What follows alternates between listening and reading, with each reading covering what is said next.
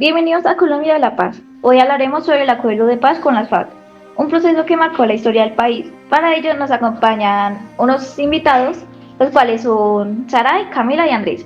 Ya podemos empezar. La primera pregunta sobre este tema se la haremos a Saray. ¿Nos podrías contar cómo nació el conflicto armado en Colombia? Bueno, el conflicto armado comenzó en los años 60, cuando las FARC ya eran consolidadas como guerrilla, lo cual durante más de 50 años Colombia vivió enfrentamientos entre el Estado, paramilitares y otras guerrillas, causando más de 220.000 muertes y desplazando a millones de personas. Aparte de esto, las FARC como tal surgieron como un movimiento campesino que buscaba una reforma agraria, pero pues con el tiempo se involucraron en el narcotráfico y otras actividades ilegales. A lo largo de los años, varios intentos de paz fracasaron, incluyendo los diálogos de Andrés Pastrana, que fueron desarrollados de 1998 a 2002, que terminaron sin ningún acuerdo. Vea qué interesante esto, ¿ustedes sabían? Profundicemos más en este tema y adentrémonos más, ¿no les parece? Camila, ¿nos podrías decir cuándo y cómo comenzaron las negociaciones de paz? Y veamos este momento. Después de medio siglo de guerra en 2012, los mismos que antes se enfrentaban con fusiles se sentaron por primera vez en Noruega y luego en Cuba para hablar de paz. No fue fácil, pero lograron algo revolucionario. Hay 6 ítems que abarca todo esto, ¿sí? El primer ítem es, la verdad yo lo llamo así porque realmente merece ese nombre, el campo como protagonista.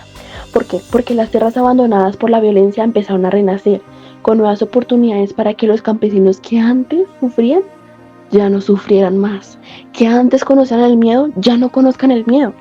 El segundo son las voces silenciadas, porque por primera vez víctimas y exguerrilleros tuvieron un lugar en la política, demostrando que los enemigos de ayer pueden construir juntos. El tercero es que las armas callaron.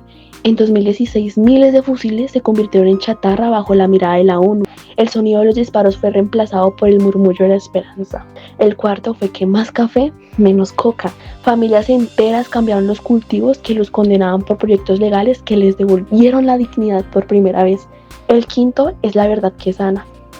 Estas historias son duras pero necesarias. Son ahora semillas de reconciliación. Hubo muchos colombianos heridos, pero se pudo fortalecer algo que ya fue pasado. El sexto, el camino sigue. Aunque falta mucho por hacer, cada paso como los 310 compromisos ya cumplidos nos acerca a este país en paz con el que tanto soñamos. Realmente es que esta no es una historia de tratados ni de leyes, sino de que personas comunes que eligieron dejar atrás el odio para escribir juntos este nuevo capítulo. Bueno, pero profundicemos más. ¿Qué les parecería saber acerca de cómo se funcionó todo esto? Saber cómo sucedió, cómo pasó. La siguiente pregunta se la vamos a hacer a Andrés. ¿Nos podrías comentar sobre cómo fue la firma del acuerdo de paz? El acuerdo originalmente se iba a firmar el 26 de septiembre de 2016 en Cartagena, pero el plebiscito del 2 de octubre de 2016 lo rechazó con 50.2% votos por el no. Después de esto se renegoció y finalmente para el día 24 de noviembre de 2016 en La Habana, Cuba, se firmó el tan anhelado acuerdo de paz que tanto se venía hablando en el país entre el presidente Juan Manuel Santos y la guerrilla de las FARC en un Teatro Colón inundado a personas, y los representantes de ambos bandos con las camisas de color blanco expresando las ganas de reconciliación entre los que antes desplazaban, asesinaban y secuestraban a diestra y siniestra en todo el país. Qué tema tan extenso e interesante, ¿no lo creen? ¿Les gustaría entrarse más en este? Saray, ¿nos podrías decir qué problemas hubo en la implementación de este tratado de paz? Claro que sí. De hecho, la implementación ha tenido muchos desafíos y pues ha sido muy difícil, ya que ha presentado muchos problemas que incluyan la seguridad, donde los excombatientes enfrentan asesinatos y amenazas, o las disidencias, que digamos en algunos grupos de las FARC no aceptaron el acuerdo y pues aún siguen en conflictos. También está el liderazgo social, que es donde ya hemos visto muchas veces donde aumenta la violencia contra los líderes comunitarios. Y ya por último, pues yo diría que el cumplimiento, ya que es donde participa la falta de recursos para programas de reincorporación. Este tema me dejó con más curiosidad, ¿no lo creen? Por ejemplo, a mí me dejó la pregunta de cuál ha sido el impacto del acuerdo en la sociedad. Camila, ¿nos podrías dar una respuesta a esto, por favor? Bueno, realmente es que hubo zonas que respiraron, ¿sí? Por ejemplo, en el Caquetá la tasa de homicidios bajó muchísimo, porque antes estaba 72 y ahora está 28 la tasa, o sea, bajó demasiado. Hay otra historia que es la de Juancho, que es un ex guerrillero que hoy en día cultiva café en Antioquia y envía a su hija a la universidad. Hay muchos casos de estos, la verdad. Hay otro que yo le llamo voces que se escuchan, ¿sí? Porque 9 millones de víctimas registradas han podido contar su verdad, aunque la verdad solo el 34% cree en la justicia plena. ¿Qué es lo que realmente duele? Que hay heridas abiertas, porque digamos 1.200 líderes sociales fueron asesinados desde 2016, eso es lo que realmente duele, que hay muchas heridas. Yo tengo varios testimonios que realmente me dolieron escuchar estos testimonios. Por ejemplo, uno que es del señor Carlos, que fue un padre de un soldado secuestrado en 2007.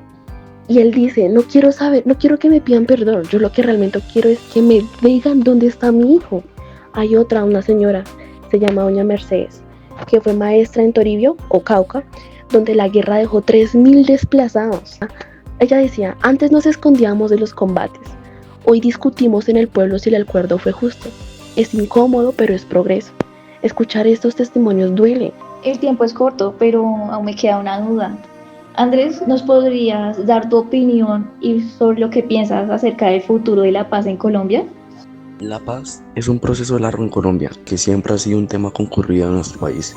Si el gobierno y los colombianos trabajamos juntos, habrá una esperanza la cual es clave para garantizar la seguridad y cumplir los acuerdos necesarios para darle piernas a este país y que éste vea una paz verdadera. Desde 1946 venimos expresando en gritos y llantos la impotencia de ver cómo las botas de cuero aplastan el café en el monte.